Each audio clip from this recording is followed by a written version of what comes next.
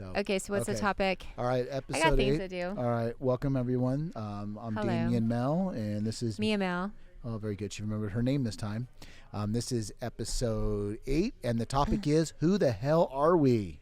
Yeah, we thought that would be good since, 2 people have been listening to us, so they might not know why more than 2 or people. who we are. More than 2 people. 3 people. She's just a downer. We've had lots I have more a than bad 3 attitude people. today. I'm like 2 days from vacation. Yeah, we so are. trying to get out of here. So. Okay. Okay, well, maybe we should drink some more wine.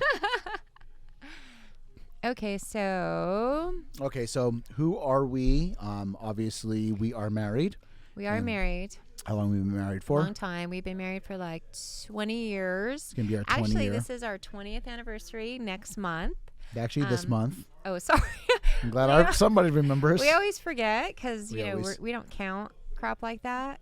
So that's good. That's an accomplishment. Yes. And we've been together for how many years? Like 27-ish. 27, 28. Yeah, long time. I was it's 20. It's been good. Yeah, there you go. I was like 17. Okay, that's not true. That is so not true, but okay. So we thought, let's roll it back a bit, start from scratch, just how we got started and all of that. We need to remind ourselves because we forget. So in the beginning. So we met at work, which is a great place to meet a spouse. Used to be anyways. And we worked where? GE Capital. In Irvine. Yes. Those are the people that make light bulbs, but this was the OC. No, we worked in their mortgage and division, their insurance. Don't do that. Excuse me. Nobody. Okay. It's been this way for the whole 28 years. Pool insurance division, which has nothing to do with swimming pools. So for you mortgage people, it's when they pool mortgages together in big batches. This is a horrible explanation. Okay, let me just break it down. When you have a mortgage, many people are familiar with PMI. You have PMI insurance. Primary mortgage insurance. And that is in case you default. The insurance company is going to be the one that's going to cover the loss for the lender and going to take the property back. So if you put less than 20% down, you have to have PMI. PMI. When the mortgage provider drops your PMI because you have more than 20% equity in your home, they still have insurance, but now they pay for it, and that is called pool insurance. The lender will pull all of their portfolio together. They will get an insurance policy on that, and ultimately when the loan fails, that insurance company will pay it off. So we worked for GE Capital. And they cover they cover a percentage, the first percentage of a default. Yeah, they cover the first percentage, but they ultimately end up with the property. They take it.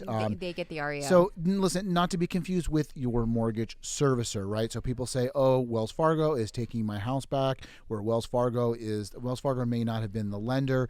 The lender is some Wall Street firm. Your loan was probably sold off, or was a Fannie Mae loan. Soulless firm. It was sold off. It was mortgaged in a mortgage-backed security, and you have insurance companies in the background. And so ultimately, the lender, although forecloses, is not the one taking the home. They're just a service provider, and the lender will maybe manage the home as an REO, but at the end of the day, the mortgage insurance is what's paying it off. And so we worked in a division where we were in the background, and homeowners did not know about us, but during default, we would call the lender, find out the default, see if it's been cured or not cured, and then we were calling homeowners at that time, trying to explain who we were. The lender would send us a report every month. Yeah, but we would call the homeowners. We would call the owner. And do you remember why we were calling them? To try to mitigate loss. Correct. And how were we doing that? We were in the loss mitigation department. Yeah, so we were. There were multiple options for loss mitigation. You could do a short sale. You can do a deed in lieu, a foreclosure. You can do cash for keys. You can do a forbearance. Yeah. You can do a loan modification. So in a deed in lieu, which is not often seen in these markets, but a deed in lieu is you have no equity in your property. Let's say you owe $300,000, your house is worth $250,000. You can't get out from underneath it. A deed in lieu of foreclosures, you sign the property over to the lender. They skip the foreclosure process, and they forgive you of the remaining balance. Doesn't mean you're not taxed on it, but they still forgive you of the remaining balance. And so that process was, pretty big back in. And when we started, I remember it was during the Northridge earthquake just happened. Yeah, a lot of people. So what was that, like 93-ish, 90, whatever, 94. So somewhere. That kind of gives you an idea of our age. But we won't talk about that. I just remember I was like young, and obviously I never owned a house. And then I was talking to all these homeowners who just got in, like, I don't know, their house destroyed in the earthquake, and then they couldn't make the payments, and they were going to foreclosure, and it really freaked me out. I was like, I will never buy a house or have a mortgage, because all I dealt with, my first experience was just dealing with these people. And do you remember the rates on those loans?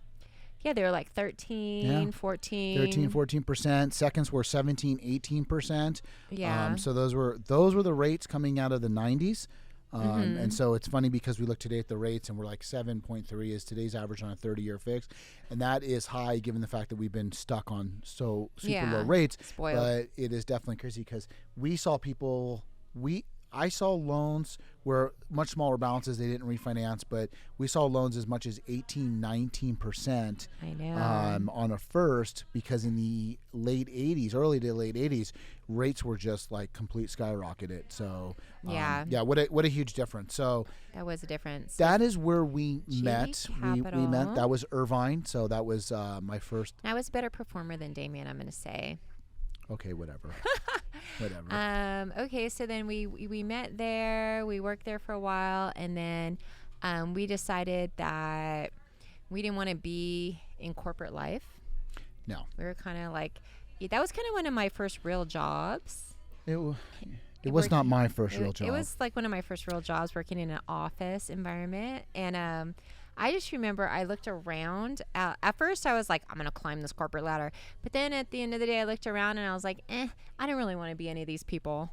I didn't want to be like I saw the supervisors, the managers, the general managers, and I was like, corporate life is not the life for me. Well, yeah, it's a straight 9 to 5. I mean, so when I met you, this was my third office for GE Capital. So I actually started in Las Vegas. I was living in Vegas. I was working construction in Vegas right out of high school. So that was fun. So Vegas construction, got a job at GE Capital doing collections for Montgomery Ward's credit cards. Yeah, that's exciting. crazy. That store doesn't even exist anymore. When I tell these people, like, oh my God, that's like a long time ago. That's like my grandma's shop there. I know. Transferred to San Bernardino, did VA and FHA foreclosure.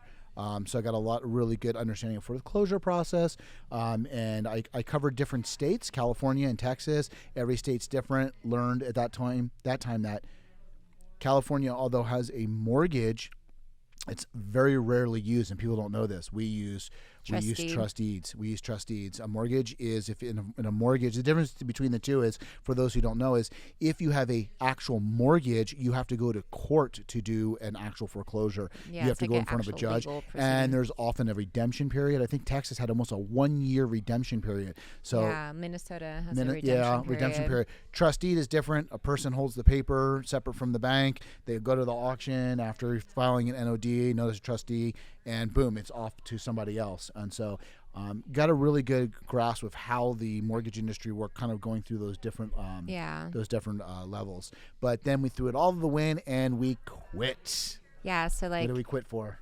We actually just we did one of those things where we both took a vacation at the same time. And cleared our desk and off. And then, miraculously, our desk was very, very clean. And we just never came back. So we don't recommend that, but that's what happened back then. So we recognize it when it happens now. I notice an employee doesn't have pictures on their desk anymore, I'm like, I know, that's they're like probably a red flag. not coming back. That's a red flag. So been there, done that. So what did we quit for? What do you remember? So we quit. Well, that was like the intranet was taking off. The interweb. The interweb. The interweb. Yeah. And we were gonna start. Basically, we just want to start our own business. We were gonna start like some kind of clothing company. Very similar to Hot Topic. Skater / Hot Topic. And I was into fashion at the time, and so yeah, that was back in the day, when they had like malls, like internet malls. Yes, we fell for that. And when you go to the grocery store, they would give you like a CD that you can put in your computer, and then that was like all the stores in the mall, like in the virtual mall. AOL was on a CD too. Yeah. Busy signals, dial I up. really remember it, but yeah. So if you're a millennial, you probably don't know any of this. But yeah, so that we were like too early. I mean, we're always a little bit early for our time. So we did a really cool store. It's called urbangroove.com. It was a really, really cool store. We carried lines like, I remember we had Dickies, Gouge. I don't even think was they were like business for. streetwear. Yeah, we had all those really cool lines. Dollhouse, which is not even around. So really cool lines, models, fashioned. It was really cool. I remember we did a photo shoot. We did a photo shoot on LA. top of a building with the Hollywood sign in the background, but we put a bunch of vintage furniture on the rooftop. Chick was cool, one of the models. She actually. was like vacuuming a rug, and there's a couch. And remember, like, halos were really big. So, like, if you had a website, all of your, like, if you had a picture of a model, she had to have, like, a halo around her. And that meant your reminds website me of The was Simpsons cool. when he had to put every little flashing thing on his know. website. But we did that, and it was really cool. And not one person purchased from us online because people said, I'm not putting my credit card online. Well, no, we went live, and then we got this big order. No, that was not that. It wasn't? It was different? No, that was another clothing company we did 10 years later. Oh my It was a gosh. really big order, and we shipped it out, and the bank said it was fraud. It was somebody just testing a bunch of credit What company cards. was that? I don't even remember. That was your Harris brand, Harris brand clothing that you did sell in the mall to a couple of stores. No, I think it was Urban Groove because you had those rolling hard shirts. Maybe it happened twice to us. All I know is we started a website. So I know is it didn't work. The time it went live, we got really excited because we got our first order, and then it turned out to be fraud. Yes. So watch out. So it didn't work. Yeah, so we had Urban Groove. We also tried just like ancillary, like selling at the swap meet. Like we were at the Orange County Fairgrounds. We had so much inventory in our warehouse. We got Yeah, a we had a lot of warehouse. It was inventory. stacked. We were ready to ship. I mean, we went full bore on this company, and literally it did not We take got all off. the wholesale accounts. Plus, I think we went to LA and bought things. So we went all out. So whatever we did, we went full No, force. it was cool, and it was fully developed. So we liquidated everything at the Orange County swap meet. We did that for that's true. It was kind of like months. a liquidation. It was Yeah, horrible. It was for months. If you like getting up at 3 a.m, Swap meet life is not the life for me. no, not So at all. I've determined corporate life is not the life for me. Yeah. Swap meet life because I don't get up early. Okay, so we did that, then that didn't work out. I know we hit unemployment for a while. We were utilizing unemployment. Do you remember what we did next? And then we had a roommate. We had a roommate. We were still living in the house we live in today. So Well, we rented it back then. We own it now, and we remodeled it several times since then. what is that called? Oh, delayed gratification. So one thing that everyone has to realize is there's a thing which I don't think people like really appreciate today called delayed gratification, meaning you work hard today and knowing that you're going to get something later down the line, but you're not going to get it now. Therefore, it's delayed. Okay, and well, still delayed. okay, well, you own a bunch of other houses. I know, but so just I don't saying. think that that's a problem. So we had a roommate who was like a really good drywaller. Correct. So we started Dr. Drywall. Rob. Yep. Yeah, Rob. And I came up with the name because it was Yes. Damon and Rob. So I'm like, do you have Dr. Drywall? And then I remember we had a little logo with a little guy putting a stethoscope on a wall, which is It was hilarious. brilliant. It was hilarious. I still like But it to this day. We got work. We grew it pretty quick. We were busy, and it Yeah, absolutely. I'm not sure what I was doing. I don't know what you were doing. All I know is I was hanging I drywall. don't know what I was doing. On scaffolding, 12-foot sheets. It was not fun. It was a lot of work. I'd already worked construction, and so we jumped back into that. But I did not like it. I just remember we did a lot of good-sized jobs, Drywall's hard work. and it just partner wasn't at the same speed I was at. Well, in he terms was. of growing Oh, I it. know. Well, obviously, I knew Rob because he was bartender, and I was a cocktail waitress at a club Oh boy. in Montclair called Picasso's. So if anyone knows that, this was a long time ago. That's how we met Rob. That's how he became our roommate. Yep. He also did drywall, and that's how that started. So I must have been still working at Picasso's. I was not the bouncer. That was just novelty. I had never done any work like that, so I'm like, let me just have a moment of fun. Wasn't that fun? No, it's Uh, no, it was. So we did that, and then Rob kind of flaked out, flaked or out, whatever. so that didn't work. So I started going to school, and so I went back to school. Be a Network engineer. MSc, what is it called? I don't even remember anymore. It's so old. Microsoft Certified Systems Engineer. Systems Engineer, Yeah, yep. MSSE, Yeah, something like that. Yeah. That's all I know is it was So that was expensive. I good. went to school, learned it, never actually did as a trade. Did it for all of our companies. We always had top of the Yeah, line it gave computer you good networks. personal knowledge. But yeah, I never actually did it because at the same time I was in school. You're very artistic. Creative. Well, I think I was just having fun being a cocktail waitress at night, and then during the day, I started making candles, which basically I just didn't want to spend a lot of money on candles. So I'm like, I'm going to make them myself. Yeah, well, I remember we went to a candle shop in Venice, Oh, yeah, and that's you what it said, was. I could make these. That's and true. I was like, well, make them. So. Oh, yeah, we went to this candle shop, and I was like pretty impressed. This lady had these cool candles. They were just like trippy, super creative, and I was like, I can totally make these. And at the time, there was barely the internet. Yeah, I mean, it was the internet. I mean, again, we had Urban Groove prior, but it's still, the internet wasn't what it is today. No. There wasn't Facebook, there wasn't Instagram, there wasn't MySpace yet. There was no social media. But I remember I must have went on the internet and learned how to make candles, started making them, and I was just at home because I worked at night. And I just remember you came home and I had or at some point I accumulated like a whole table of candles. Yeah. And they were crazy, colorful, these chunky candles that were a thing back then. And then I tried selling them in front of our house. I was like, I need to sell these. That didn't work super good. But no, your friend told you to go to Venice Beach. But my friend who? Yeah, one of your friends said. No, I think I. No, one of your friends says like go to Venice Beach. Okay. So you went to Venice Beach. Venice Beach was always like my favorite place. Grew up going there. So I love it.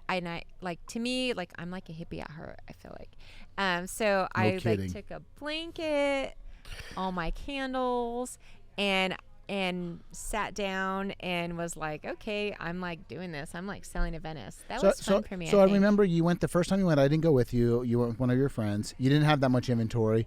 You sold, I think, almost all of your products. I sold like everything. People and they smelled like I put so much scent in these things that they just like. So I remember permeated. I remember you came home and you like said, "Hey, I'm going to go again." And I think you started going on. Like you made a whole bunch. I made a whole bunch. But this was the best was. So I went with you like week number 2, and I went with you week number 2, and he's telling you you're at 20-minute mark. I'm just our sound guy's flashing us. Oh yeah, this is a hilarious story. So I go with you.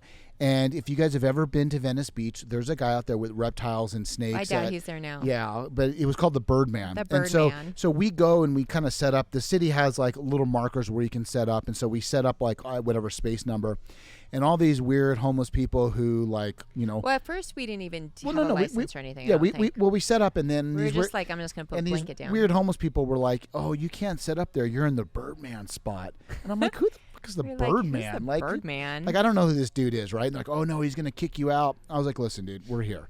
So I remember we're sitting there.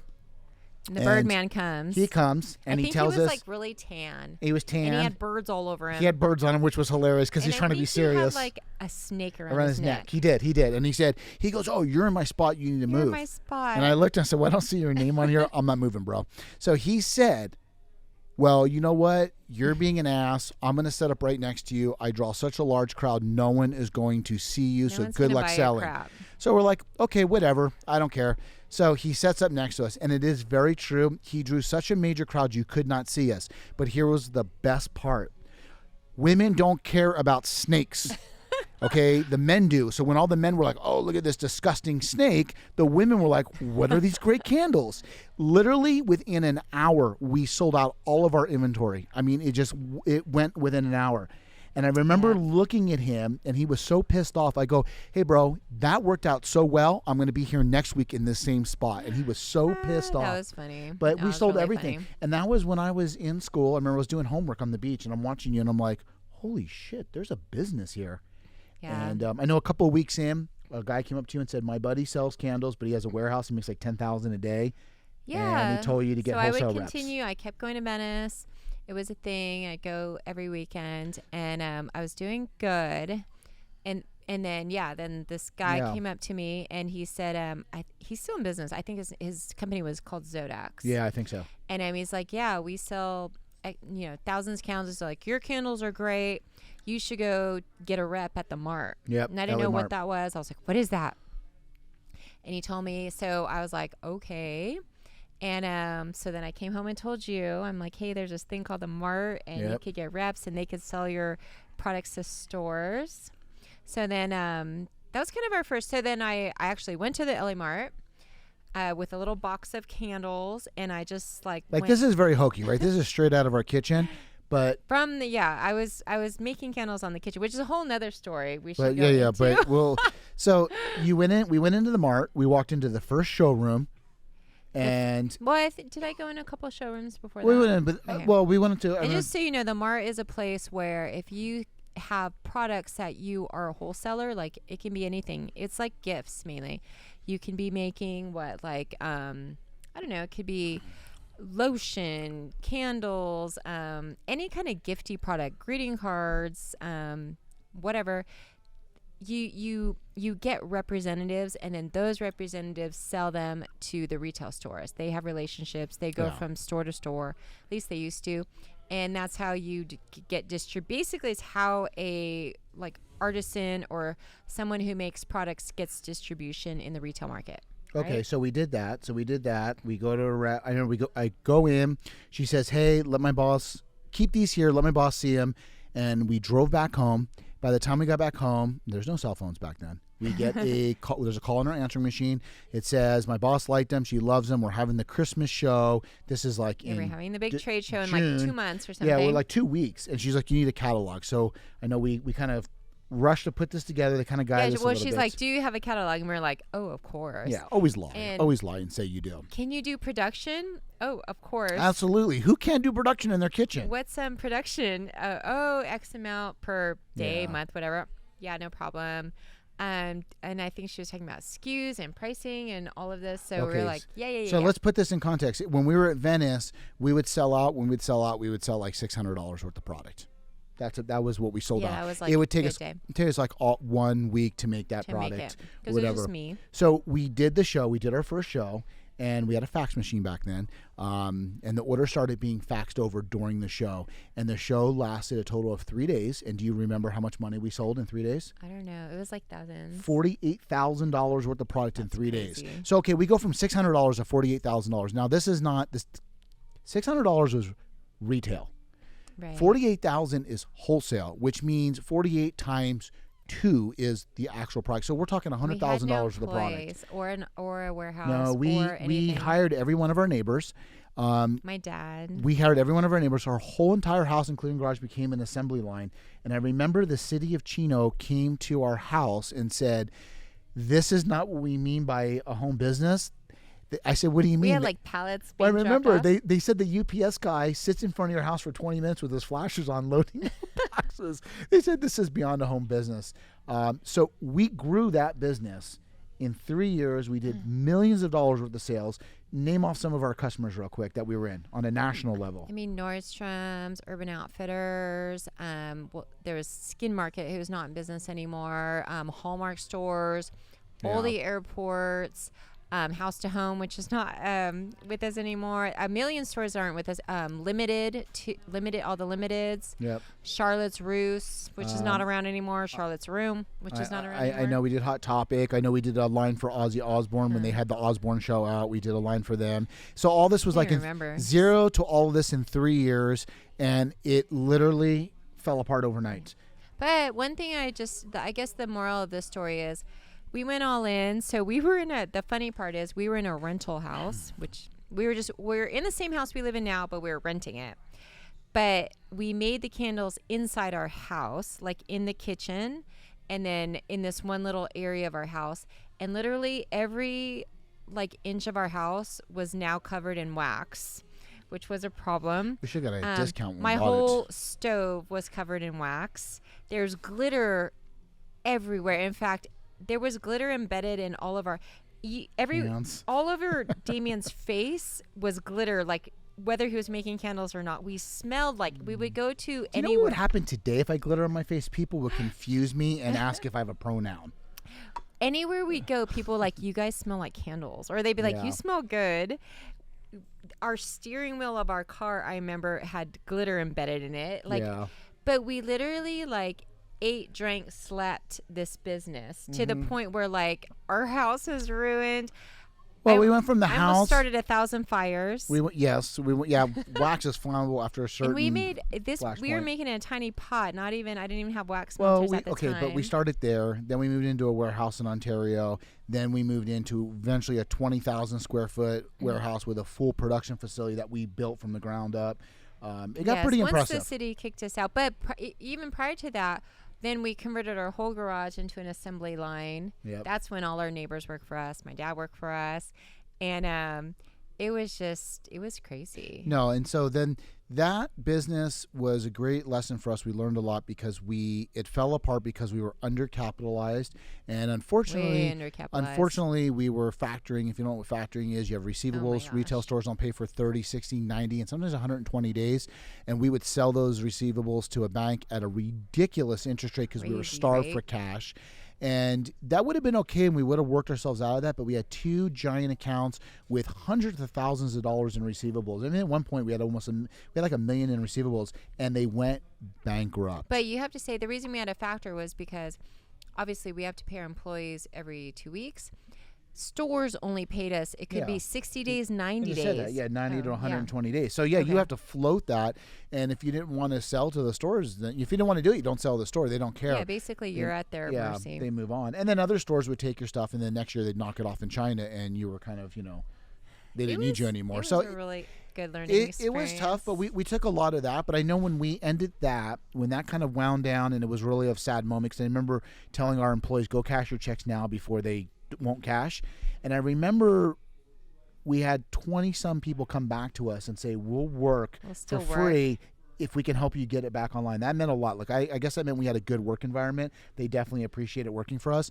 And it sucked that didn't work out, but I'll tell you what, we took a lot of what we learned every step of the way and applied it Yeah. in every business that we do moving forward.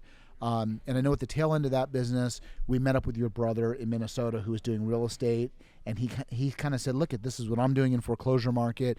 And we said, well, we came from real estate. We came from GE Capital. We understand this market. And I know that kind of drove us right back into what we are today. Back to our roots. But I think Yeah. that needs to be part 2. Yeah, it does. Because that's a whole, that's 20 a years. whole nother story. That's a whole another 20 years. But I do want to share with you guys because I know people do ask and they say, hey, I want to know what you guys are. Why do you, where did you get your knowledge from? What did you do? And although I'm not always fascinated with my own story because I don't know, it's my story and I think nobody really gives a shit. I know our staff always goes, hey, tell us about what you did. What did you do? And they always say that's fascinating. So we're kind of sharing this just because people are telling us to share it. Yeah, and just because, I mean, at the end of the day, success is a long road. It's a long road. It's up and down. There's a lot of challenges, and as long as you don't give up, and it really, I always say this, the journey is the destination. There is no final destination. No. You have to enjoy every day and the journey and just everything that comes at you. And I will say this too, success is definitely a process, but what is success? Success is absolutely different for everyone. And I'm going to say this because I spent a lot of time reading financial papers, reading Forbes and all the different magazines. You know what? They want to highlight the very few companies that just go from 0 to $1 billion like that. Facebook. And they make you feel like a failure, but they don't share with you their struggles. They don't share with you what happened. And those are anomalies, and they definitely have struggles. Success is different for everyone. So if you're a real estate agent or you're a small business owner, and success to you is, hey, one of the parents can stay home to homeschool the kids and teach your kids and grow up in a family environment. You may not have a lot of money from your business, but you were afforded to do that. Then that's success. That is Yeah. if that's important to you, that's success. If growing and making a lot of money to own a lot of real estate is success, then fine, that's success to you. So everyone is different, and there really is not one. Yeah, success doesn't mean you're in a mansion and driving a Ferrari and have a jet. That's no. Yeah. And who honestly cares? Because be real, if you have a mansion, if you even look at MTV Cribs, they always live in one small room and they never go in the rest of it. So it's just a waste of money. I mean, I just think, I'm a very day-to-day type person, but I think if you can just enjoy each day, and every day is a learning experience, and success is I learn something every day, and and then I can use that to pour into other people. I feel like that's a part of success. Agreed. But Agreed. actually, like, for just being an entrepreneur and having freedom, despite the challenges and the day to day, and it doesn't mean you have millions of dollars, but at the end of the day, I do what I want. For me, that's success. Yeah, no, exactly. I agree. So I do want to I think we can do it. I think our next episode, we should just finish this conversation. Part 2. I would like to finish where we left off and explain what we've been through in our real estate business, because that in itself is fascinating. And we had a lot of failures over the last 20 years. And I will say we've had more failures than we've had wins. And it's common that you have more failures or more bad ideas than you do good ideas. And I want to encourage people. They're not necessarily failures, more experiences. Well, exactly. I mean, you fail in the sense that you had a goal, you didn't meet it, maybe you didn't make the money, or something happened, and you had to ditch that plan or move on, or something happened that wasn't what you wanted. But you should have learned from that. We learn from it, and then we move on. And so when we talk to other business owners and they say, "Hey, how did you do this?" or "What is your opinion on this?" I automatically think, okay, you know what? I remember my failures, my shortfalls in those areas, and I use them as learning points. Yeah, jumping off You points. learn more. Listen, you learn more from business failure than you will ever learn from a college. A college will only teach you a textbook of what should happen. A business failure is so personal. It's so direct, and if you're able to take away learning, pieces from that, that's invaluable. And take risks. Yeah, and so I want to share that. I want to share what we've done with the rest. So part 2, which we'll do in our next podcast, we'll talk about that. So if you're as Mia said, the 3 people listening to us, we hope that you'll listen to the part 2 as well. Yes. But yeah, I hope that if you are listening to us, you're sharing this with your friends, other business owners, because it doesn't matter what industry you're in. Business is business, and we like to talk to people in all different industries. It encourages us. We need encouragement. We hope to provide encouragement for other people as well. It's like we're church for business, right? That's kind of what we are, right? Like you go to be fed and to learn, and we want to do the same. So we like when people do call us and talk to us about our podcast and tell us the things they liked about it. And if we have a loss and we share it, which sometimes is embarrassing to share your losses, but when someone says, "Hey, that helped me," it kind of makes me feel like, okay, cool. That was, it gives a little bit more meaning to why we had that loss, if there's some helpful things in there. No, exactly. Okay, so stay tuned for part 2. All right. We'll get to the rest of the story. In the meantime. All right, cool. We're out. Bye. See you guys later. All right, bye. Hey guys, this is Damien. Thanks for listening. Hope you enjoyed listening to us ramble about real estate and property management. Don't forget to check out all our social media and visit our website for wholesale property management. You can find the link in the bio. If you have topics, questions, or crazy situations you want us to talk about, send us a message. See you on the next episode of ModTalk.